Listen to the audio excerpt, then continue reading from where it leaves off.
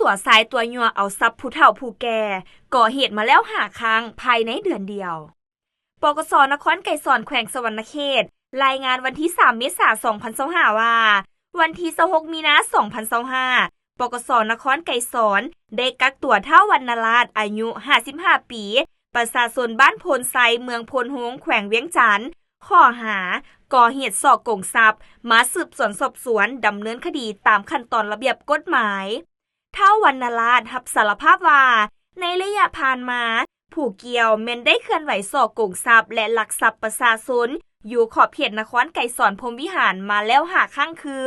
ครั้งที่1วันที่17 กุมภาพันธ์ 2025ส่อโกงเอาเงินประชาชนอยู่บ้านหนองเดินนครไกรสอนพรหมวิหารได้เงิน2 ล้านกีบครั้งที่2วันที่18 กุมภาพันธ์ 2025ส่อโกงทรัพย์และลักเอาทรัพย์ประชาชนอยู่บ้านดงดำดวนนครไกรสอนพรหมวิหารได้เงิน2 ล้านกีบและเอาใส่คอคำนัก2 บาทครั้งที่3วันที่21 กุมภาพันธ์ 2025ส่อโกงเอาเงินของครูบาอยู่วัดโพนสว่างเหนือนครไกรสอนพรหมวิหารได้เงิน3 ล้านกีบเงินบาท 2,700 บาทและเงินดอลลาร์$10ครั้งที่4วันที่21 กุมภาพันธ์ 2025ส่อโกงทรัพย์ของประชาชนอยู่บ้านหนองเดินนครไกรสอนพรหมวิหารได้ใส่คอคำน้ำหนัก1 บาทใส่แขนคำน้ำหนัก2 สลึงแหวนคำ2 วงน้ำหนัก2 สลึงและตุ้มหูคำ5 หุน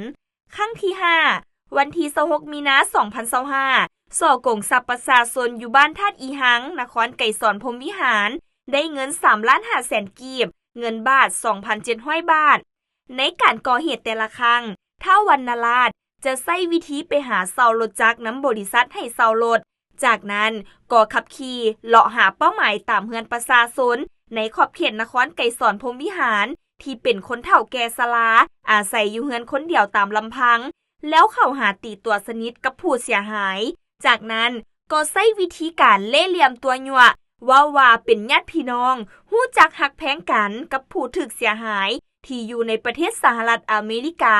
และยังใช้วิธีขอแลกเปลี่ยนเงินดอลลาร์เป็นเงินกีบเมื่อผู้เสียหายเอาเงินออกมาเปลี่ยนผู้เกี่ยวก็ซักชวนล้มไปต่างๆนานาเพื่อให้ผู้เสียหายหลงลืมและเงินที่จะเปลี่ยนก็บ่เอาให้ผู้เสียหายจากนั้นก็จกเอาเงินบาท20 บาทออกมาให้ผู้เสียหายไปซื้อน้ำมาดื่มหรือไปซื้อของกินมากินข้าวเมื่อผู้เสียหายบ่อยู่ผู้เกี่ยวก็เอาตัวลบหนีไป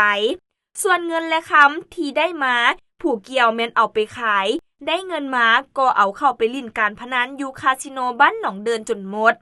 ปัจจุบันปกส.นครไกรสอนพรหมวิหารจะได้มีการพัวพันประสานสมทบกับภาคส่วนที่เกี่ยวข้องเพื่อจะไต่นำเก็บกู้เอาทรัพย์ดังกล่าวมาเป็นของกลางคดีและมามอบคืนให้แก่เจ้าของเดิมส่วนเฒ่าวรรณราชผู้ถูกหาทางเจ้าหน้าที่วีซ่าเฉพาะปกส.นครไกรสอนพรหมวิหารแม้นได้ดำเนินคดีตามขั้นตอนระเบียบกฎหมายภายหลังสิ้นสุดการสืบสวนสอบสวนแล้วแม้นจะได้สรุปสำนวนคดีผู้ถูกหาให้องค์การอัยการประชาชนเขต1แขวงสวรรณเขตเพื่อส่งฟ้องแถลงให้ศาลตัดสินลงโทษตามระเบียบกฎหมาย